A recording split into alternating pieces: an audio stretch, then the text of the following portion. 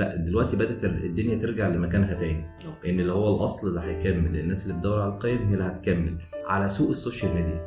لان طبعا انا يعني في على مثلا على قناه اليوتيوب بقى لي فتره طويله جدا وشايف سياساتها وشايف اهدافها.